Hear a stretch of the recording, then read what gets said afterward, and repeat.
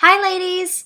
So I wanted to do a quick video for you because one of the top things that I heard from you guys that's a fear is not having enough time to dedicate to this business. I will say firsthand that is exactly like one of my biggest fears when I started. For those of you that don't know my story, I'm a stay-at-home mom, but my husband has a really demanding job.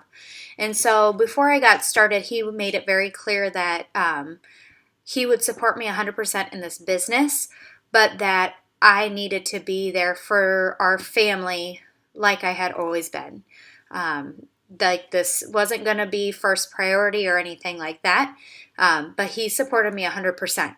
So that was definitely one of my biggest fears, is not having enough time. And I will say that it took me a while to kind of find the balance. It's really important to figure out what your daily schedule looks like. This is something I'm still working on, but I think I kind of have it down. When you're first getting started, obviously time demanding is not as much. And as you get into it, you're just kind of naturally going to want to work it a little bit more. But here's some tips to get started. So obviously, like I said, you need to make like a schedule, a routine. What's a week in the life of you going to look like? Are you getting up a half hour earlier, staying up a half hour later? Are you cutting out a TV show a week? Are you going to just hit it hard for an hour after work or before work? You need to figure out what works best for you, because it's different for everybody. So I can't tell you what's going to work best for you. But here are some ideas to help you manage your time. First and foremost, one of my favorites is a Post-it note. Every night when I'm finishing up my business or before I go to bed, I like to write like 5 or 6 things that I want to accomplish for the next day. This kind of it holds me accountable, because I'm kind of a procrastinator. So if I have these things, I know I got to get them done. I just need to get them done. So I have them written down, and then I try to cross them all off. If 6 is too much for you, start with 4. 4 things a day for your business. Come on. How many things is that a year? That's like, I can't do math, so it's a lot. So it all adds up. It really does. Even if you're only going to work 10 minutes or 30 minutes a day or an hour a day or whatever, it all adds up as long as you're actually doing it. My second thing is try to be aware of how much time you spend scrolling through Facebook, because that is a big one for me. I will have all this intention of getting on and working my business, and then, ooh, so-and-so just had a baby, or oh my gosh, she just got a new house, or look at those shoes, girl, and I start scrolling through Facebook, and before you know it, a half an hour has passed, and it's like, now I'm behind on laundry, I haven't done anything for my business, and it just sucks. So be really aware of that.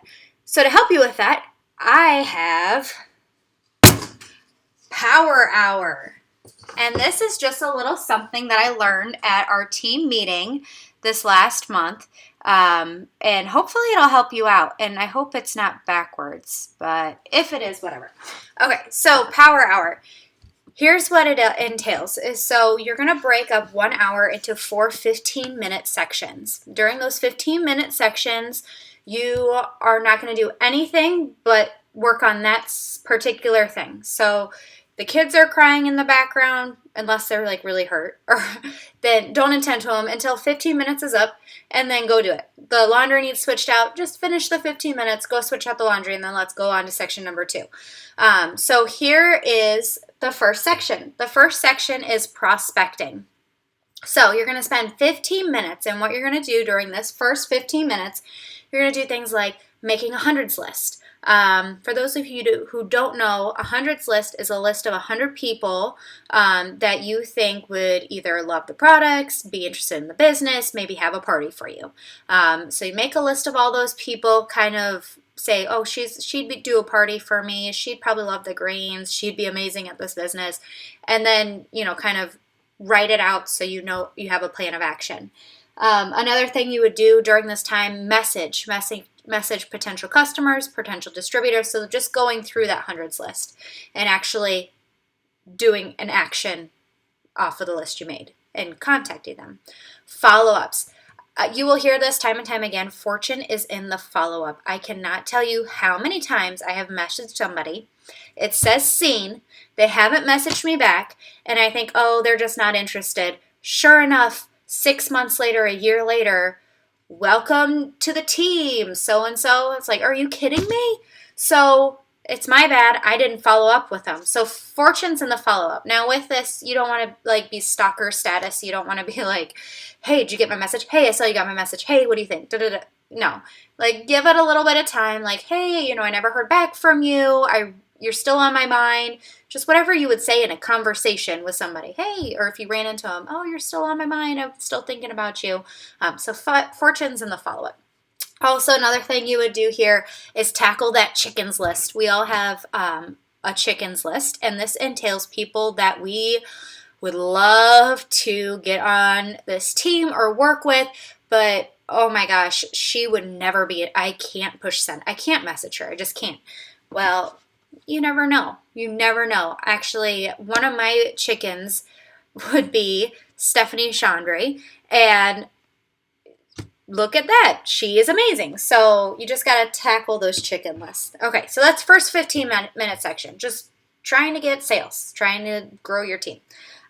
Section number 2 is current business. Now, this is when you're going to reach out to your team. You're going to help answer their questions. You're going to do your charting so that you know how much volume you need, where you need it, when you need it by. This is also when you're going to reach out to any new distributors you have. If you're new, then this is when you're going to like work on your training, ask me questions, get on our team pages and just kind of look through there or ask questions on there. Just get acquainted with the business. If you have a team yourself, set up Zoom meetings, get-togethers, tasks for your new distributors, goals for your team, that sort of thing. So that's the second 15-minute chunk. Third 15-minute chunk is future business. So on this, this is going to help you. Another thing that people said was they were nervous about running out of potentials and leads. So this is where you're going to work on future business.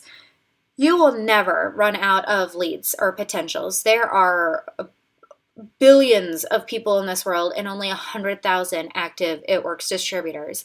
Even though it seems like there are so many distributors, especially like here in Iowa and some of those bigger areas like Kansas City and Omaha, really there's not, as far as like people that are actually working the business. So when you think about future business, you're going to be joining Facebook groups. This is a great way to meet new people with similar interests. So say you're interested in crocheting. Well, get on a Facebook group about crocheting, be active, make friends, and add them on your friends list. Don't blast them right away with, hey guys, I'm only on this page because I want to sell you some crap. No, make the relationships, then bring them over to your Facebook page, and then on your Facebook page, they'll see what you do. Find and book trade shows if you're into doing like a booth at a bridal expo or vendor events. There's vendor events all over everywhere. It's a great place to get new leads and meet new people. And actually, when I do those, I always talk to the other vendors. And I've actually gotten a few distributors from the other vendors because they see how awesome our business is. So just interesting. Also, this will be a great time to set up any parties, wrap events, appointments, one-on-one meetings with potentials, that sort of thing. Anything that's going to grow your business in the future that'll help do that. So that's the third 15-minute chunk. And then the last 15-minute chunk, which is actually pretty important, is personal development. So this is when you're going to spend time finding YouTube videos or podcasts or reading a book or whatever, but finding something to motivate and inspire you. Because I'll tell you what, when you actually do this stuff, it just leaves you feeling empowered and ready to do it again the next time. So it's great to end with personal development, even if it's like a quick YouTube video, like a motivational, there's tons of those on there and they're all amazing. They give you the chills and it's just good in general. So those are my tips for just, being intentional with your time. And I will get into details with more of like in the future videos about like generating leads and some of that other stuff that I talked about, but those are some ideas for you. So first, the 6 lists that I talk about, make a list of things that you want to get done. And then stop scrolling through Facebook. Just be intentional with your time. And then try the power hour. If you want to work 2 hours a day, do it once in the morning, once in the evening, or 30-minute increments, or whatever it is. So those are just some ideas for you guys, and I hope that helps. Have a great Tuesday, and I'll try to have another video for tomorrow. It's my birthday tomorrow, so I'm kind of excited. All right, see you guys.